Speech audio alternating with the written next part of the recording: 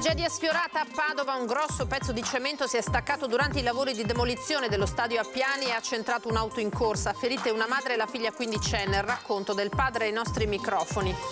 Niente estradizione per 10 ex terroristi che si erano rifugiati in Francia, lo ha deciso la Cassazione transalpina. Sono dei disgraziati, hanno vinto loro, dice il figlio di Lino Sabbadini, il macellaio di Santa Maria di Sala, ucciso dai proletari armati nel 79. Bombe alla sede della Lega Trevigiana, in aula bunker, a Mestre il processo d'appello, chiesti 21 anni e 6 mesi per l'anarchico spagnolo Sorroche, condannato in primo grado a 28, attesa la sentenza. Indagini a carico di ignoti per omicidio e disastro colposi, la procura di Rovigo ha aperto un fascicolo sulla tragica morte della mamma nell'esplosione della sua abitazione a Sant'Urbano. Operazione della Guardia di Finanza di Venezia, nel mirino le ditte in subappalto ai cantieri navali, scoperti migliaia di contratti di lavoro irregolari e con paghe da sfruttamento. Ieri il click day per l'arrivo di lavoratori stagionali in Italia è stata una giornata di caos e le risorse assegnate non bastano, dicono gli operatori della marca. Per Coldiretti Treviso serve un nuovo decreto flussi nel corso dell'anno. Centenario dell'aeronautica militare, oggi l'Open Day al 51esimo stormo di Strana, folla di appassionati per vedere i caccia in volo e gli aerei di tutte le epoche.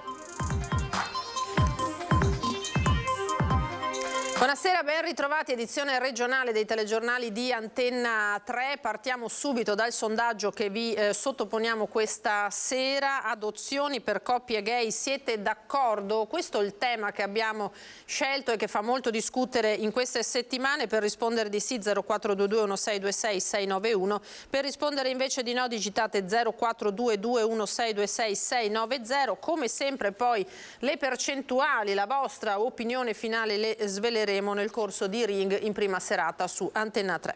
Ora veniamo alla cronaca con quella che è stata una vera e propria tragedia sfiorata a Padova, perché nel corso dei lavori di demolizione dello stadio Appiani si è staccato un grosso pezzo di cemento che ha centrato un'auto in corsa, ferendo le due passeggere.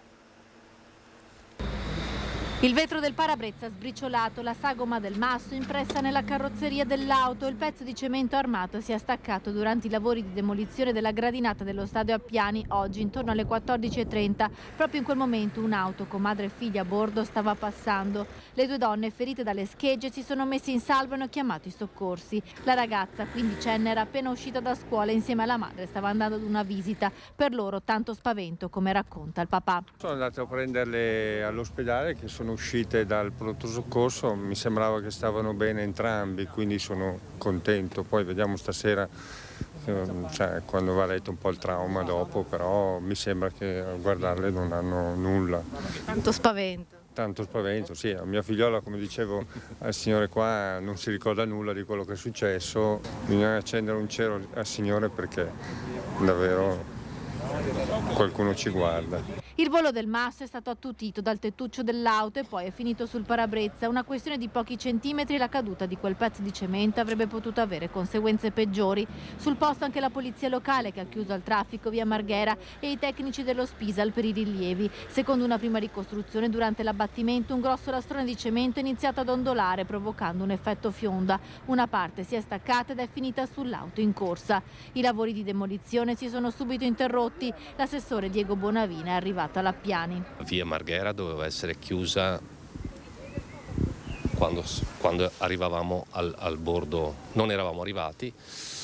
Questa è una valutazione dell'impresa, faremo tutti gli accertamenti necessari per capire, insomma, ecco, questo sicuramente, perché, ripeto, stiamo qui a parlare in grande tranquillità, per fortuna, perché non è successo niente, perché insomma, poteva succedere qualcosa, quindi dobbiamo valutare le sicurezze. Il cantiere non verrà chiuso, domani mattina i lavori riprenderanno mentre via Marghera verrà chiusa. Ora parliamo di tutt'altro caso, perché la Cassazione transalpina ha deciso, per non consentire l'estradizione dei 10 ex terroristi che si erano rifugiati in Francia, è deluso il figlio di Lino Sabbadini, il macellaio di Santa Maria di Sala, ucciso dai proletari armati nel 1979.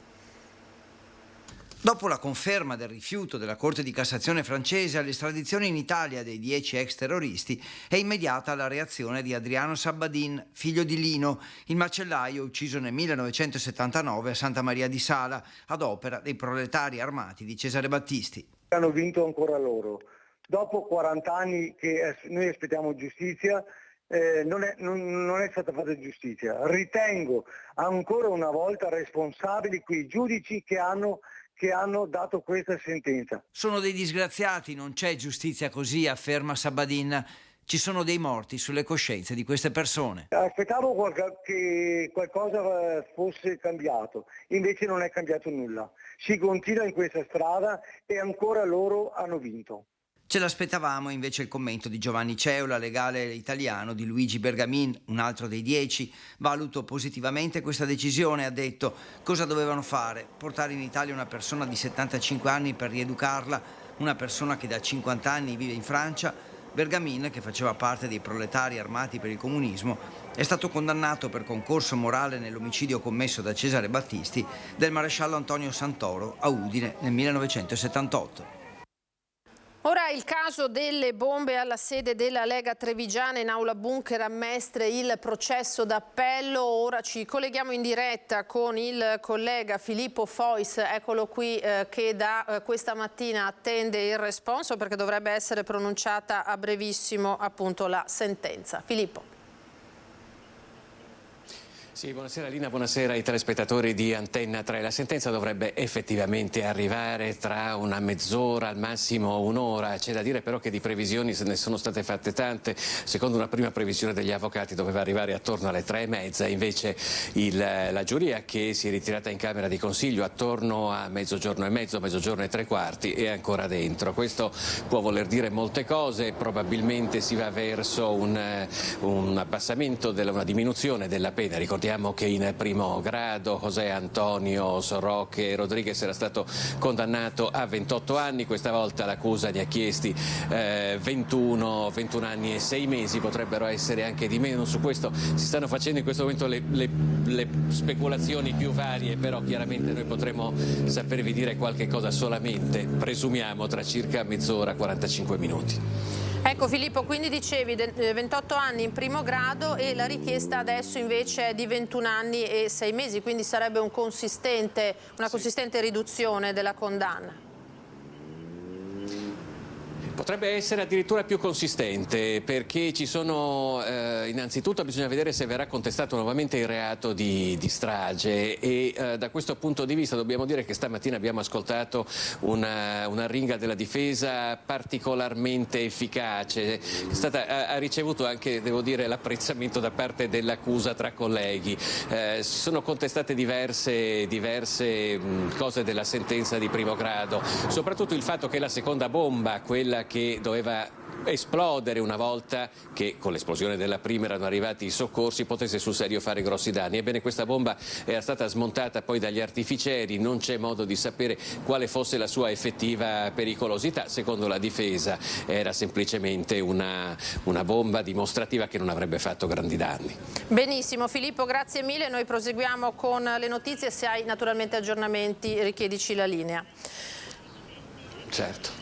Grazie Filippo Fois. Andiamo all'indagine a carico di ignoti per omicidio colposo e disastro. È quella che ha aperto la procura di Rovigo dopo la tragica morte della mamma nell'esplosione della sua abitazione a Sant'Urbano.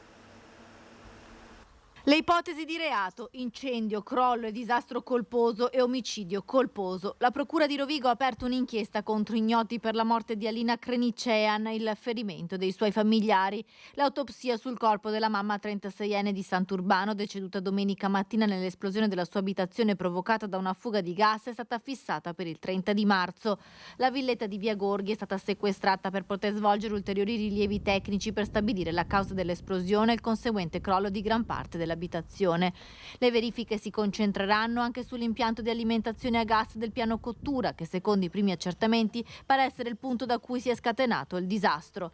Alina domenica mattina si era alzata per preparare la colazione, ma quando ha premuto l'interruttore della luce c'è stata l'esplosione. La stanza infatti era satura di gas GPL. Potrebbe esserci stata una perdita nelle tubature che partivano dalla centralina interrata e collegata alla rete che alimentava l'impianto del gas. Gli allacciamenti vengono sempre verificati al momento di dare l'agibilità nelle case, un controllo che viene effettuato dai vigili del fuoco e successivamente ripetuto periodicamente dalle ditte certificate.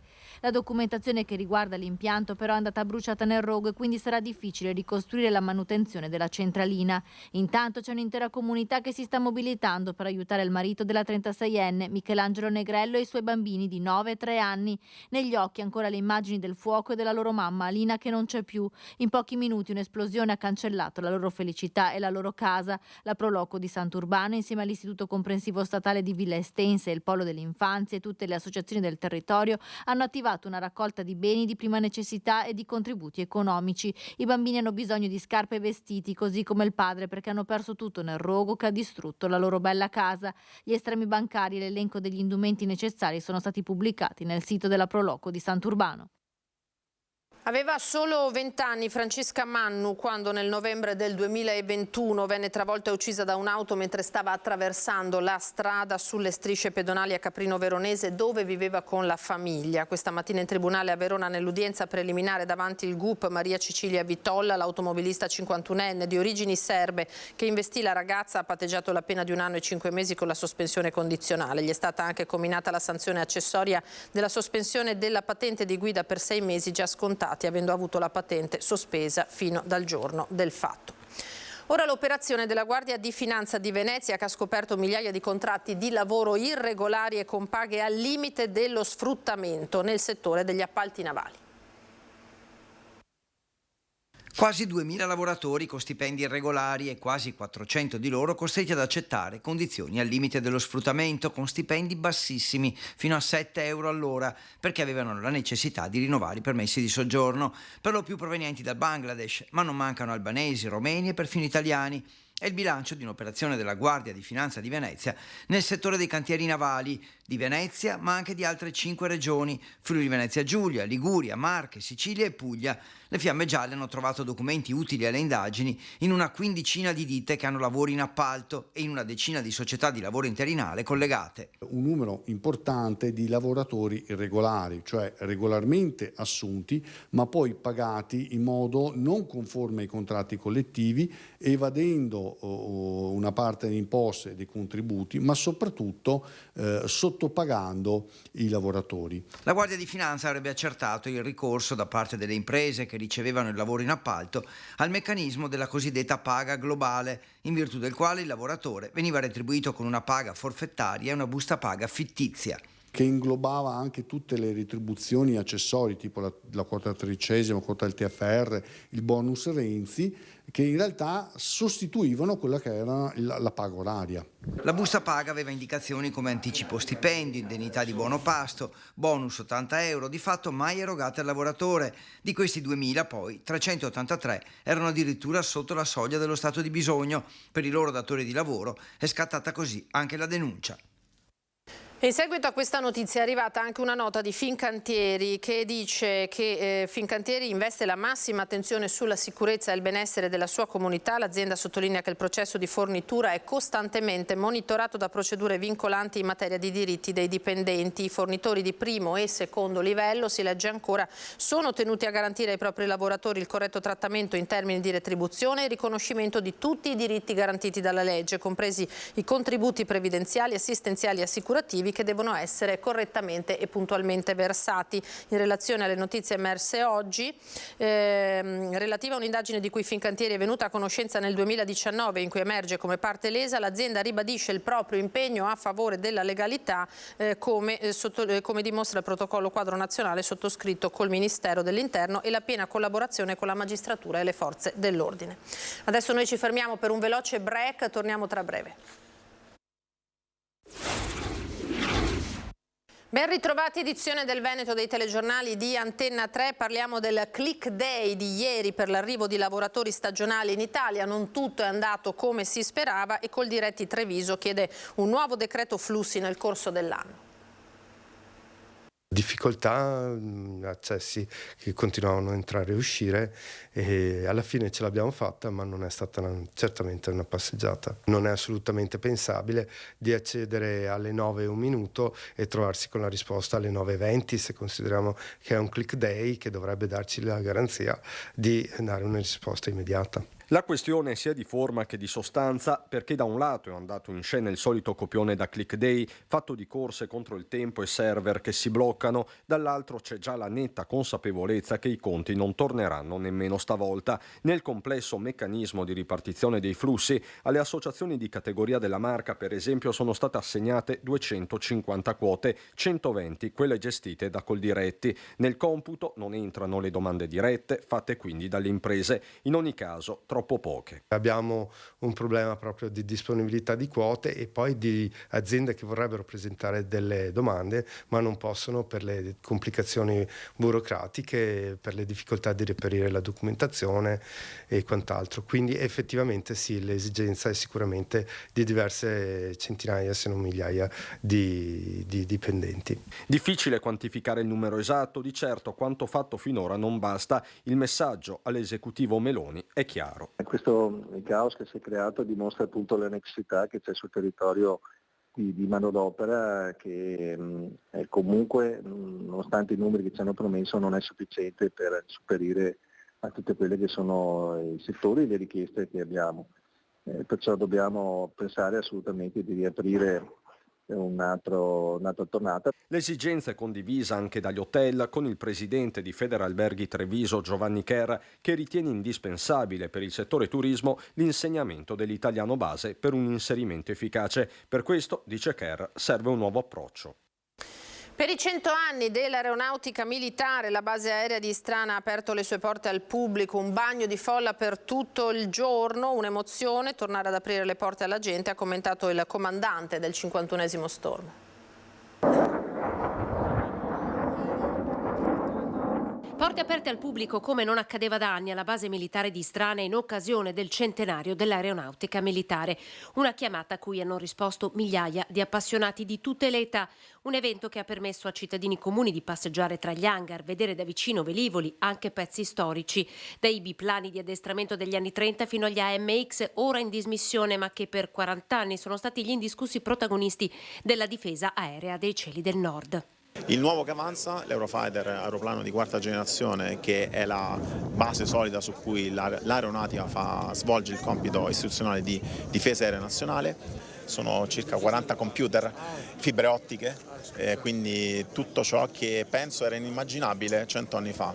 E oggi essere pilota dell'aeronautica militare significa sostanzialmente essere un operatore di bordo dove hai una serie di informazioni che devi gestire, una serie di apparati da saper utilizzare per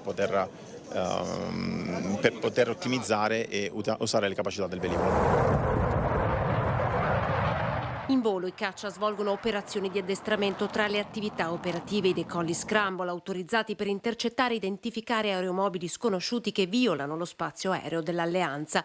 Eurofighter e AMX, uno dopo l'altro a tenere il pubblico per tutto il giorno con il naso all'insù, fino al gioiello marchiato Ferrari, l'auto di Gilles Villeneuve, riportato alla base proprio per l'Open Day di oggi. Era il 1981 quando qui su questa base nella corsia di rullaggio c'era la Ferrari, invece ovviamente nella pista c'era l'F104 e per 3 volte gareggiarono insieme per una gara di accelerazione. Vinse 2 volte la Ferrari, una volta vinse l'F104. Una storia gloriosa che risale al 1939 per il 51esimo Stormo, quando venne fondato a Roma Ciampino.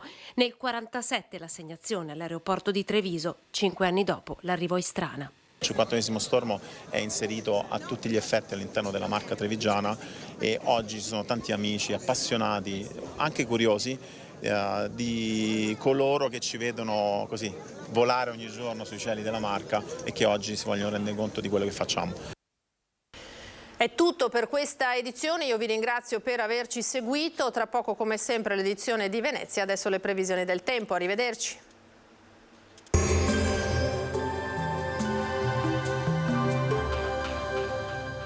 Cooperativa Agricola Volpago offre carne fresca di prima qualità. Ci trovi a Volpago del Montello, Pieve del Grappa, Tre Baseleghe e presso lo spaccio del contadino a Dolo e Massanzago. Bentrovati al meteo. Pressione atmosferica stabile sul nostro territorio. Mercoledì 29 marzo sarà un'altra giornata asciutta. Vediamo insieme il dettaglio. Sul Veneto avremo un ampio soleggiamento, inizialmente con cielo sereno. A seguire sarà via via più nuvoloso e anche coperto verso sera, ma in genere senza piogge. Temperature in generale ripresa, minime tra 1 e 5 gradi, massime invece tra i 14 e i 17 gradi all'incirca. Spostiamoci ora sul Friuli Venezia Giulia. Al mattino avremo un cielo sereno o poco nuvoloso. Nel pomeriggio aumento della nuvolosità, specie sulla fascia prealpina. Sulla costa soffierà vento di libeccio. Temperature minime sui 3-6 gradi, massime sui 13-15 gradi. Infine diamo uno sguardo alla situazione del Trentino Alto Adige, dove sarà soleggiato con qualche addensamento del tutto innocuo. Temperature minime intorno ai 3 gradi, massime sui 17-18 gradi. Dal meteo di Antenna 3 per ora è tutto, grazie per l'attenzione, arrivederci.